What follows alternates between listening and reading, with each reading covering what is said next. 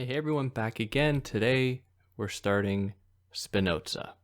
So today I'm going to be covering On the Improvement of the Understanding, which was an unfinished piece by him. But my main focus is to cover the ethics, which is the name of his book, Ethics. So if you didn't know that. So this episode is going to cover On the Improvement of the Understanding because I think it's a great primer for the ethics, which will start next week. And that'll be like 6 parts or something. So I have to figure out my life. But before jumping into it, hi, I'm David. I explain philosophical concepts and ideas and ways to make them accessible to you. So if you're new here, like, share, subscribe. You can see my more than 300 episodes I already have up. If you're into that, if you found this on YouTube, you're going to be able to find it as a podcast on pretty much any podcast platform. Or if you found this as a podcast, you can also find me on YouTube, where sometimes I release videos. If you're into that at all, you can also find me on TikTok at Theory Philosophy, or on Instagram at theory_and_philosophy, or on Twitter at David Guignot. Links for all these things in the description, so you can easily access them. If you want to help me out, like, share, subscribe, tell your friends. Who knows, they might get a kick out of it. You can help me out monetarily via Patreon or PayPal, but no pressure to do that. So yeah, let's jump into Spinoza's On the Improvement of the Understanding. Now, it's so clear that Spinoza is coming before Kant here, which isn't to poo-poo what Spinoza's doing. It's super interesting. But there's so much of this that after you've read Kant, it's like, I know where you're being led astray, Spinoza. I know the mistake you're making. So let me please correct it. But I'm not going to do that. I guess this whole preamble was not necessary. I just like Kant a lot. And there's a lot that we can learn about Kant through Spinoza and vice versa, but I won't do that. So let's jump into On the Improvement of the Understanding. So like I already mentioned, this was an unfinished piece. However, it's still very important. And it is broken into 2 broad parts. The first half of the text is concerned with laying out the method and direction of the understanding in order to set it on the right path. And then the second part is concerned with the understanding being geared towards good definitions as a source of knowledge of nature's essence. Now, when we read Spinoza, we have to understand that he was really writing against the grain at the time. So he was writing in the early 17th century, so in the 1650s, 1660s. He died quite young. But he's clearly a very religious person. However, his approach to God differs so much from scripture that it got him very much excommunicated. He was Jewish, and there were so many. He experienced a lot of oppression on that basis. So there's a lot here that we're going to be talking about in terms of nature and God that resist any effort that we might do to personify God, to say that God is this person, or to say that God has emotions, like God loves us. Spinoza is going to be pushing back against all of that. Instead, God is for him very much found within nature itself. And by nature, I'm not just talking about trees. I'm talking about the very fabric of existence that we all share. And it extends beyond into the universe, of course. We'll talk about that as we go on. So it's important to keep in mind here that when we talk about nature, we're talking about God, unless we aren't, and then I'll specify that. So this text starts out by him reflecting on his life and experiences and having him wonder whether or not all things and their propensity to affect us is purely subjective, or if there are truths out there in the world. So Spinoza was also very much influenced by René Descartes. So Descartes, some funny comment. I don't know why you pronounce it the right way. It just sounds so pretentious. Anyways, René Descartes, who is obviously famous for the idea that there is a split between the mind and the body, that is, we can always be sure of our mind if we use the right method. However, we can't necessarily be sure of our bodies. We can always doubt our bodies. Now, Spinoza is indebted to that idea. However, he's not going to so neatly divide the mind and the body. So when he poses this question here, or he's wondering here whether or not there are things out there that aren't just like, it's not just purely subjective, like that are universal or truths, that we can grasp onto. He just wonders if that's the case. And so he asks whether there might be anything of which the discovery and attainment would enable me to enjoy continuous, supreme, and unending happiness. So if I'm going to just apply my understanding of Spinoza onto you, and a lot of this is contested, no one can say they know Spinoza like the best. These things are always being negotiated. But Spinoza is confronted with a world that is absurd, a world that makes so little sense when you actually look at it, when you actually dig into it. So much suffering, so much confusion. Spinoza's like, what is the point? What is the point to life? Is it just to get through it and then that's it? Or is there something about it that we can uncover in order to live the best life we can? Because it's fleeting as far as we know. Well, he's more confident that it is not fleeting, that it continues afterwards. But in any case, he's trying to give us a roadmap as to best live a life, our lives. A life, our lives. Nice English, David. So to begin this process, he prescribes that we look beyond everything we know about good and evil. What is good, what is bad, because these are largely culturally determined, they're subjective, and instead he wants us to look to something that might give us endless happiness. And this would mean escaping from our three obsessions that we falsely associate with the good. That is, being rich, being famous, and experiencing sensual satisfaction, be it through lust, sex, or just bodily pleasures.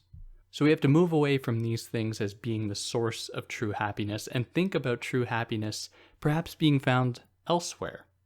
So each of these things might appear an almost divine good because, and if we might recall from Aristotle in, where did he write that? And maybe in his Nicomachean Ethics, but it might not be that text. Anyway, Aristotle says that it is in our propensity to experience pleasure for almost no reason. Like, we just experience it to no end other than the possibility of experiencing pleasure. Like, why does food need to taste as good as it does? If food was just about nourishment, we wouldn't pursue the best tasting food. We would just eat for the sake of eating. But we don't do that. We pursue, if we have the means, we pursue the best food we can have. So Spinoza acknowledges this, but suggests that if we just cling on to these immediate pursuits as being our foray, our path to unending happiness, we're going to be let down. Even though they might seem to be given to us by God. Like, there seems to be no other reason that we really like the taste of some foods over others if it's just about nourishment.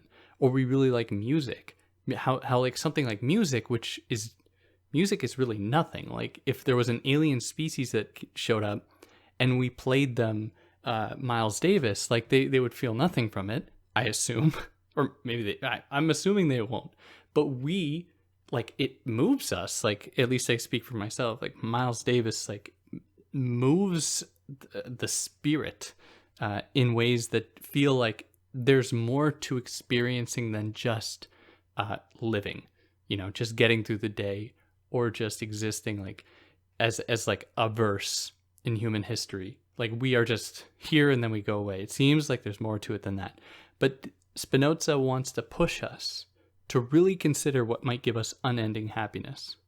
Now, this is a scary thing to eschew, to get away, or to send off these things that we attach to, like riches, fame, because we're certain of them. They give us immediate joy. And it's scary to get rid of them, to just like go for the supreme good. So Spinoza is not saying like totally renounce these things. He's not deluded. Like, he doesn't think that we live in like some world where you can just do that.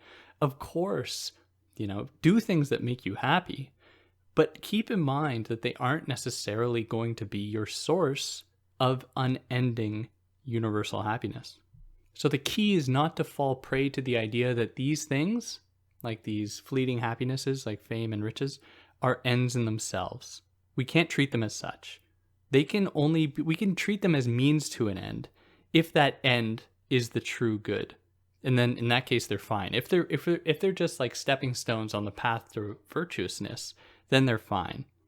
But, what does the highest good or what does virtue really mean? Well, for him, when he talks about the highest good, and I use synonyms like virtue, the highest good, the understanding, highest understanding, infinite intellect is another term that will come up more in the ethics, I believe. But these are terms that, while in their minutia are different, they all point to the same thing, the same phenomenon, which for him is this: the highest good is the knowledge of the union existing between the mind and the whole of nature. So this is and also to bring as many people into the fold as that. So what does he mean by uniting the mind and the whole of nature? Well, it is about coming to terms with nature's laws and properties in order to better furnish or cultivate a relationship with God.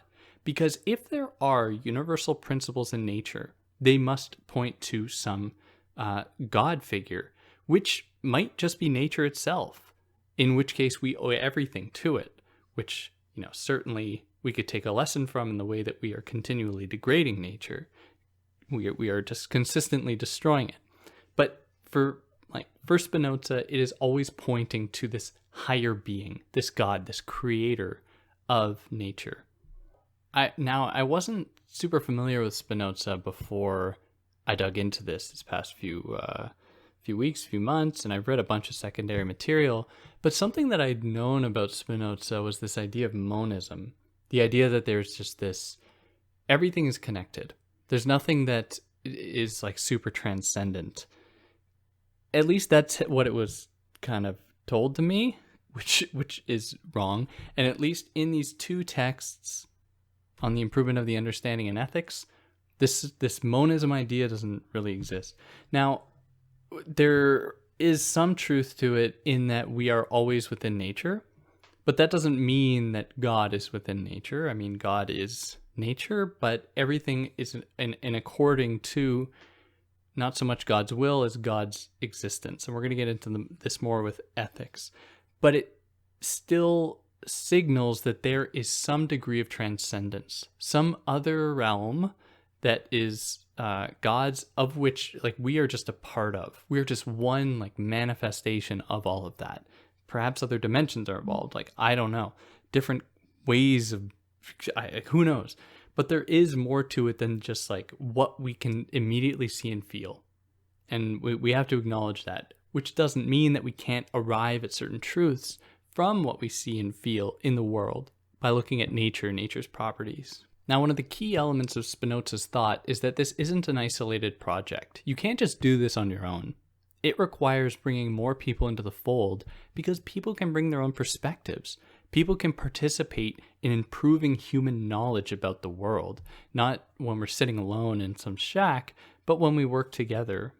So the task here, in terms of the understanding, what the understanding must do, what our minds must do, what we must gear ourselves towards doing is the following: to conceive everything in terms of its essence or through its proximate cause.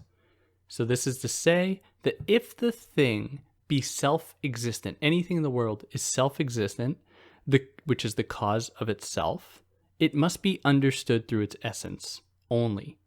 If it is not self-existent, it depends on something else to exist, and we have to look at that other thing that makes it exist. We have to understand why it exists.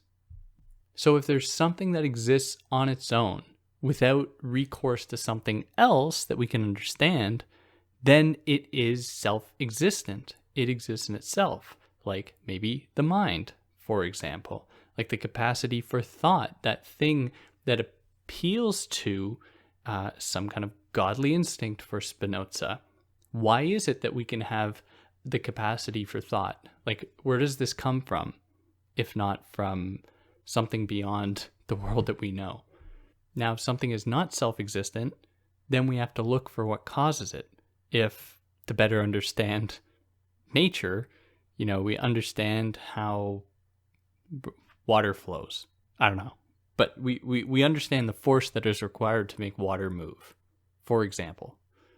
So in order to do this, to prep the understanding, to gear it towards properly achieving the highest good, we have to understand nature, philosophy, education, medicine, and mechanics. We have to have a very rounded set of skills.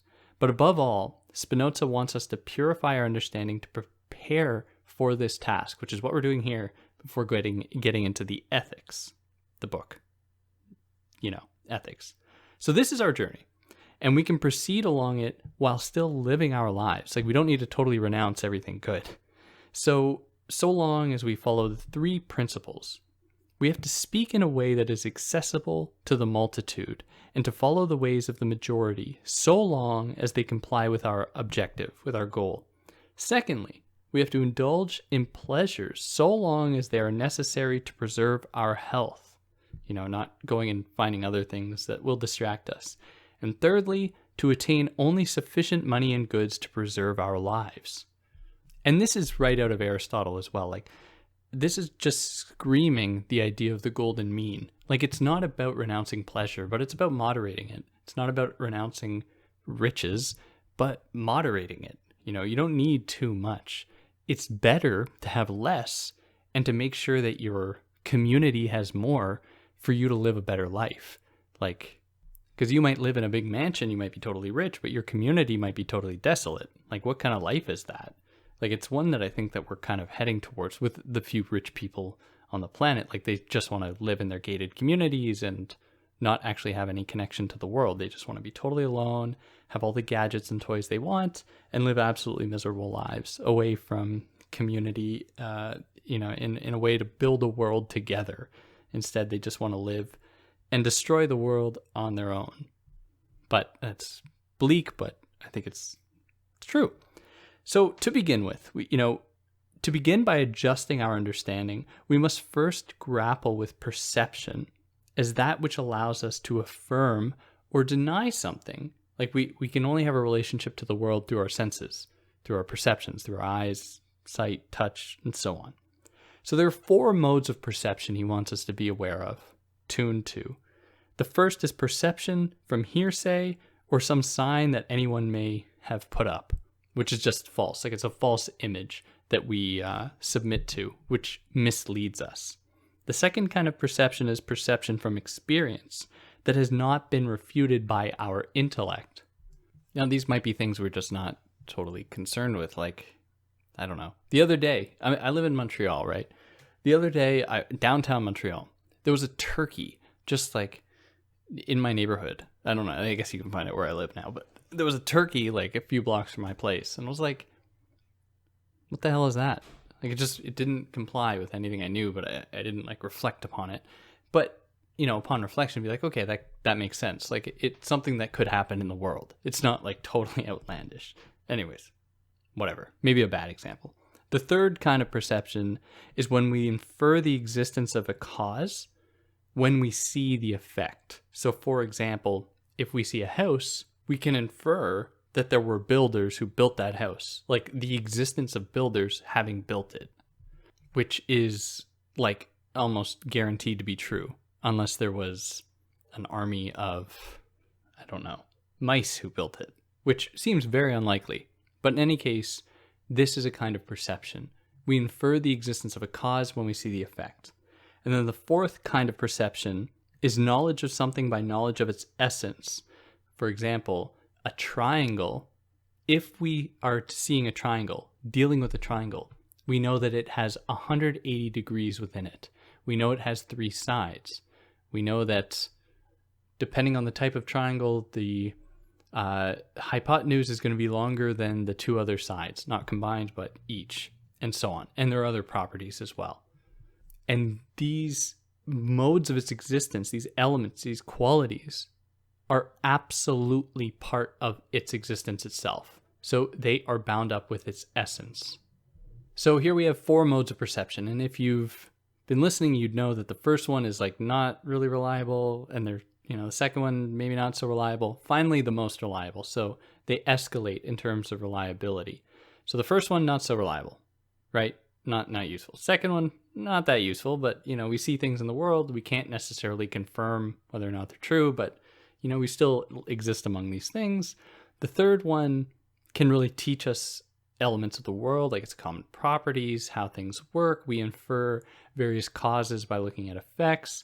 And then the fourth mode allows us to compare results with our nature and power, and to actually search for the essence of things in order to understand how things work in the world and why they exist. Maybe they're created. Like, do triangles really exist in nature? Has anyone ever found a triangle in nature in any shape that has exactly 180 degrees with 3 equal sides? Like, I don't know, or perfectly straight sides. Maybe they have, but I feel like they haven't. In any case, we want to use the fourth kind of perception, because it will really drive us towards the essence of things and point us to an effect or a cause. So like how nature provides us with materials to make tools that we can use to create things in the world, nature also furnishes our mind with the means to produce tools to arrive at wisdom. So we can actually build ideas in our brains, what he'll call adequate ideas, that actually help us better understand the world, better understand ourselves, and better understand nature, and therefore God. Now, it's important here to distinguish real things from true ideas, and then from ideas. So, for example, let's say there's a guy named Peter, and he uses biblical references, but there's a guy named Peter. Peter's a real dude. Like, I saw him on the street the other day. Peter's doing well. Don't worry about Peter. He's doing good. The true idea of Peter is the reality of Peter represented subjectively and is in itself something real. So that's what I have in my head right now. I have I have a representation of the real Peter, the reality of Peter in my head. Now, as I was saying this, you aren't just going to be content with a name. You probably put a face to it. You probably conjured up a face. You made up someone to stand in for Peter. That that Peter's doing good. Like, you needed to attach that to someone you could associate with. Maybe you use the image of someone you already know. Maybe you use the image of someone new. That is the idea of an idea of Peter. You aren't basing that idea off of the reality of Peter, the thing that we see in the world. You are instead basing it off of what I said, which was pretty much nothing. It is just an absolute, it's out of nowhere, just like poofed into existence. Now, in order to get the best sense of Peter we can, I don't really need to consult you, right? To say, hey, what did Peter look like? Because you'll give me some random description that won't have anything to do with Peter. Like, it's all made up. There's no attachment to reality. At least that might be our first instinct. However, Spinoza, when he's talking here, he suggests that there is value in the idea of an idea. Not necessarily because it will tell us the truth of Peter, but the very fact that we have that capacity to conjure something up in our minds, to create something out of nothing, seemingly out of nothing, which is what we do all the time in the world, our capacity to do that really signals something to us. And we can learn a lot about ourselves and, dare I say, our essence by considering this capacity for thought, for creating things in our mind. Because it's important to acknowledge for Spinoza that, anything we do, anything that we think, only comes about in order to know what I know, I must first know. We have to have this capacity for knowing. For you to have known Peter, to have created Peter, but still it reflects that capacity we have. So knowing the true idea, or the subjective essence, is enough to have certainty of truth. Now, my truth is going to be better. I saw Peter, I don't know Peter, but, humor me. There was a Peter. The certainty of truth. So certainty is identical with such subjective essence for Spinoza. So in this case, the true method is the process of learning, the order to arrive at truth itself, or the subjective essence of things or ideas. This method, in his words, is the discernment of a true idea by distinguishing it from other perceptions, to learn about our power of understanding, and to be able to say that one is more true than the other. No one would say that all you listeners have a better idea of Peter than me, because I know Peter. I don't, but you know what I'm saying. I know Peter. And it is the fact that we have this like gradient of this, or this, to use a more accessible word, like Spinoza said earlier, has to be accessible, which is always what I try to do. We have this kind of escalating degree of truth, our proximity to truth, where I am closer. But the very fact that we can gauge this, we can assess this, signals that we have some propensity to understand nature, and therefore we should always try to understand it, to understand truth, to understand the world. So the point is to have in our minds, or to have our minds directed toward the most perfect being. And we can train our minds to do this by acquiring new ideas and by understanding a greater number of natural objects. So we have to really welcome different perspectives. We have to really welcome seeing more things in the world, understanding more things in the world, in order to better understand the world and to arrive at a more perfect being or view of the world and ourselves. Now, this is to make the mind more perfect. However, perfection is reserved for minds that comprehend the absolute perfect being, which we steer towards as we grasp things in nature. Because as we become more familiar with nature's universal laws like the laws of physics, for example, are very legitimate in this respect. As we become more familiar with them, we become more familiar with universals, which only point to what can be absolutely good and true, and that we can therefore align ourselves towards to live the most good and most true lives. However, if it's necessary to train, or kind of like to train your mind and to purify our minds, how true is the thesis that we all possess this capacity to grasp the perfect or the absolute perfect being? Like, the very fact that this text exists reveals that it seems as though this has to be learned, then it is innate. It's not like we're born with this capacity. Well, he says that this is precisely because we can contemplate and pursue the perfect or the true as it complies with our reasoning, but we can also look at all those other things that will lead us astray or distract us from this process.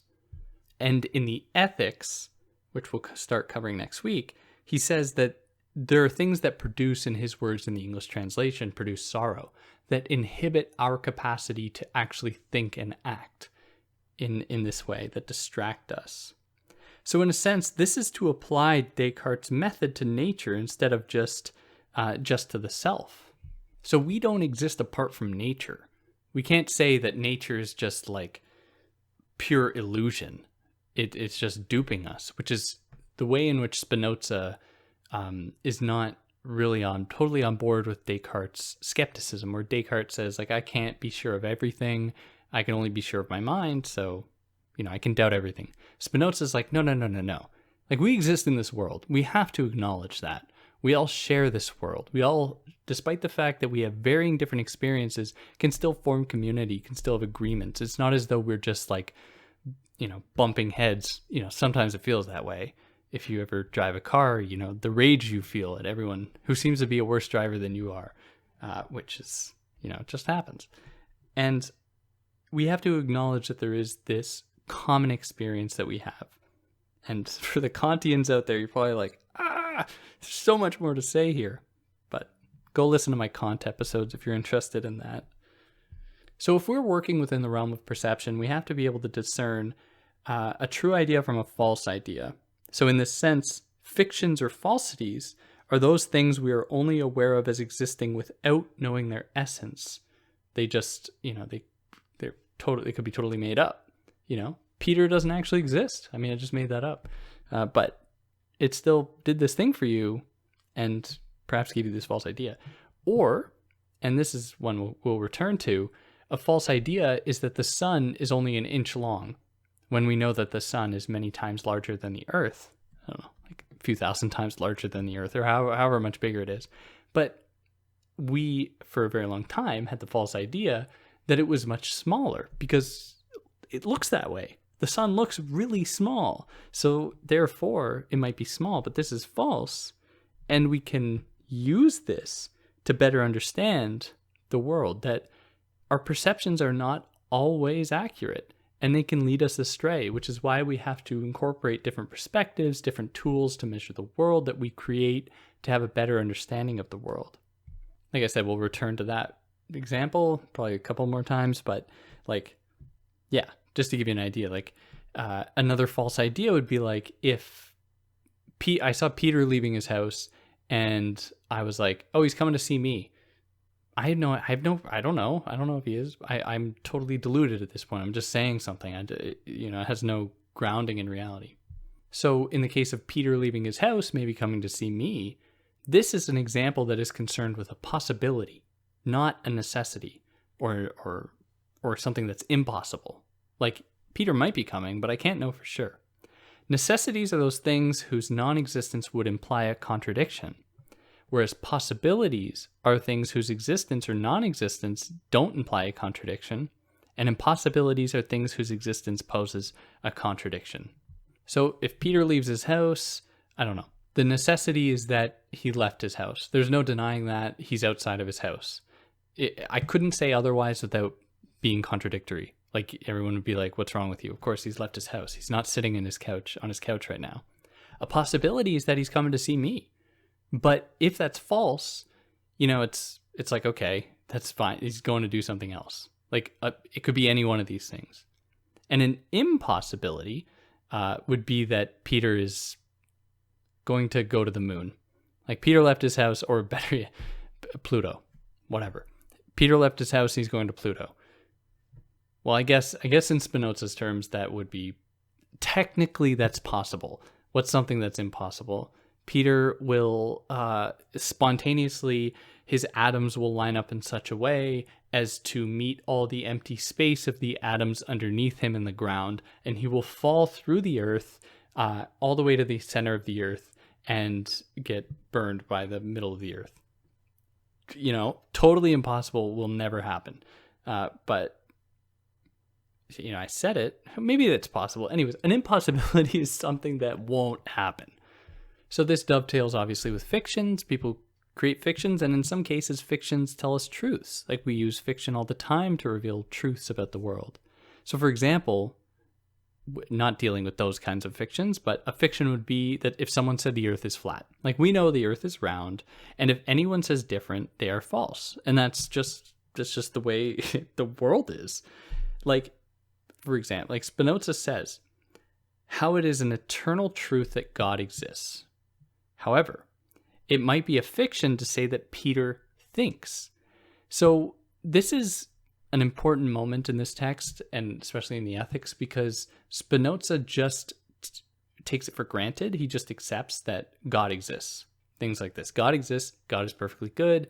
Yada, yada, yada. Which, even if you accept that God exists, does it necessarily imply that God is good? How do we even apply this metric to God? Is it redundant to say that God is good if God can have no judge, whatever, so on. Whereas someone later like Kant is like, wait. We have to rethink these assumptions. We can't just say that God is the cause of everything. And that's just uncritical thought. That's pure reason, as he might say. It doesn't actually tell us anything about the world. So there are these moments here. In any case, they're going to come up again and again and again. Now, there may be, or there can be, some assertions that appear false, but that are nevertheless true, like a hypothetical. I could create a situation, like seeing Peter the other day, and I conveyed the truth of this book, or this text, for you. So I think it's safe to think of this as a kind of, like thinking about science today. in that the truths he is referring to resonate with nature's laws, so like the laws of physics, like astrophysics, like, I don't know, any other physics laws, optics, knowing how water works, how velocity works, everything like that. Now he says that of false ideas and fictions, he suggests that only ideas which are clear and distinct can never be false. Because if they are opaque, if they are shrouded in ambiguity or mystery, then of course they might be false. But if something is clear and distinct, they can't be false, which is very difficult to accept, because many of the examples he gives, like the sun being not just like an inch long or a foot long, is hardly clear and distinct. I mean, to explain this is incredibly complicated. To explain the way that distance will actually shrink an object according to our perception, how it takes the light that we're seeing however many years between the sun and the earth to get here. But this is one of the things he says, like it's clear and distinct, so it must be true. Without, like, we have to, it's like, if it makes sense to us according to him, then it must be true. But a true idea doesn't necessarily need to exist out in the world to be true. So he gives the example of like an architectural plan for a building, which is true. It's a true idea. It has potential in the world, and it'll work perfectly because all the math was done right, we assume. So it is a fiction, but that may nevertheless be true and might actually expand human knowledge of the world. So here we arrive at the point where he suggests, as I intimated earlier, that thought is true, not necessarily having a cause or the mind. So he says that thought is true when it is free from being caused by any external object, or we treat it as its own cause. So he says that thought is true if it involves subjectively the essence of any principle which has no cause and is known through itself and in itself. And the mind can create truths without causes themselves, like, unless it's the cause is the mind itself, like creating a triangle. So like I said, we don't see triangles out in the world complying with the laws that we've attached to them, which we've used to infer many more laws about many more things, like from Pythagoras' theorem, you know, a squared plus b squared equals c squared, or dealing with parabolas, which is like a big U on a graph, or like an upside down U, which the quadratic formula being x is equal to minus b plus or minus the square root of b squared minus 4ac all over 2a, for example, which is burned into my mind from grade 10 math. But we know these things, and we've developed these knowledges which have been used to do real things in the world, to expand knowledge, all from artificial constructions like triangles, like parabolas. Like what the hell is a parabola? Or like any geometric shape is created by us and not necessarily found in nature, which isn't, I'm not wading into the waters of if math is real or discovered or true, whatever it is. I'm just saying that in these cases, these things don't exist. We've created them, but that they give us certain truths about the world. So long as we are attuned to nature, not necessarily the incorrect laws, he says, like that the earth moves around the sun, but, you know, the true laws. So as long as we focus on nature and begin with the source and origin of nature, we need not fear any deception. So here in the term nature, he's implying the conclusion to his point, because nature, for him, the way he understands it, is totally true, and it has these properties. If we haven't discovered them yet, that's our problem. Like, this says nothing about nature. So we just need to be properly attuned to nature, and we're going to be all good. We won't be deceived. So here there is a meeting of knowledge and experience.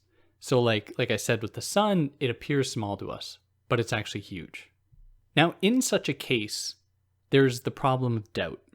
So doubt emerges when we are confronted with something or some idea that doesn't comply with our beliefs. Someone doubts when they are confronted with the fact of the sun's size. They'll say, no, it looks like it's the size of a basketball to me. However, this is doubt fueled by a lack of faith in God to not deceive us.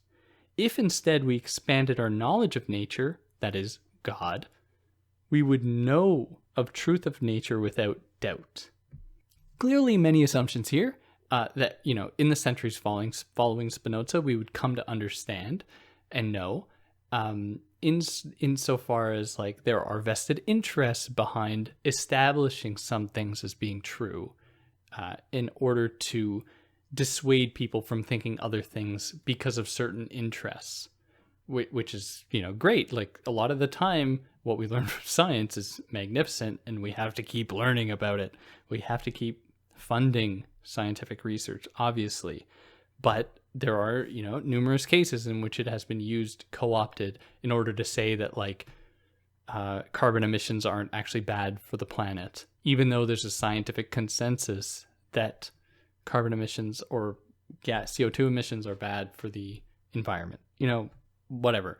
So it's, we can hold both he's saying that nature is totally true. We can be led astray though. And part of our task is to distinguish between false ideas from true ones. And that's the path to virtue here. Like he doesn't really give it much attention, how we can be led astray here. We'll talk about it more in ethics, but for now. Anyways, shut up, David. So here he turns to consider memory and what memory is, where he says that memory is separate from the understanding as the actual sensation of impressions on the brain accompanied with thought of a definite duration of the sensation. So you look back upon that impression and you're able to recall something in your mind. So he also says that the imagination is only affected by particular physical objects and has little bearing on the understanding and the soul, which, the imagination for him can only go so far. So words belong to the imagination and memory, as they are not universal communicators of truth. Because like when I said Peter, we all had different ideas about what Peter meant. If I say a tree, every one of you is going to have a different image of a tree pop up in your heads. So, words can only take us so far. We know this from Nietzsche a few centuries later as well, when he talks in Truth and Lying in an Extramoral Sense. I mean, we're always going to be 1 degree removed from truth if we rely purely upon language to convey that truth, like words representing things. I think there might be a case to be made that language, when used poetically or maybe metaphorically, can point us to other kinds of truths that you won't find in just language itself. But in any case, we are going to be limited if we just attach to words as the source of truth. And they are certainly not universal. Now, at the beginning, if you were listening, you'd know that there were 2 parts to this text. Now we're moving on to the second part, and we're about to finish because this is an incompleted text. This is where he was going to get into all the definitions, which we will just slightly, but barely. And I think a lot of what he developed here gets continued in the ethics. I don't know if I'll cover any more Spinoza. Let me know if you'd like me to. But I'm kind of hesitant, but who knows? Maybe I'll do the theologico-political treatise thing. So now on to the second part, concerned with these definitions, not concerned so much with axioms. We'll get into that in ethics, but here it's important not to confuse the definition of a thing with its properties. So if we are talking about an object that has been created, like a circle or a triangle, its definition will include info about its cause, and the info to supply anyone with knowledge about it. So, for example, a circle is any line drawn from the center to the side of a circle will be equal in length. So if I have a circle, and I drew a little dot in the middle of it, and I drew a line from that dot to any point on the circle, so there's like a line from the very middle to the side, that's the circle part, all those lines that I create there will be the same length. That's how a circle works. At least this is one of its properties. So the definition will include these types of properties. It won't just say like, oh, it's round. It's a line that connects to itself, because that's not actually giving us elements that are specific to it. Whereas that thing I already described, where each line would be the same length, is specific to the circle. It exists nowhere else. You won't find that in any other shape that I know of, I think. I don't know. Tell me if I'm wrong. But the same with the triangle. Triangles are they the only shape with 3 sides and 180 degrees total in them? I don't know. Let me know if I'm wrong. I think that that's true, but anyways. So these things are absolutely bound up with them. I think it would also be good to point out that they don't exist innately. Like, they are created, but no less true. So as for uncreated things, the definition must, 1, not include information of a cause. It, number 2, has to be clear and certain in its existence. 3, it can't be explained with adjectives or abstractions. And 4, all properties should be clear from the definition. Because if you didn't follow these things, you weren't clear, you didn't give all the necessary properties, the person you were describing this uncreated thing to would have no idea what you're talking about. So it has to be very clear. Like, when communicating the first circle to someone or the first triangle, people could pick up on it because there were these very clear properties. So we must first, even though the text is about to end, we must first of all locate the union of all physical things that are eternal, not by compiling their abstract qualities, but by acknowledging their place in accordance with nature's laws. So before proceeding, he gives us the definition of the understanding, and this is the last point. The understanding, number 1, has certainty that a thing exists in reality as if it is reflected subjectively. Number 2, forms some idea absolutely and some from others, like it gets the idea from somewhere else or from itself.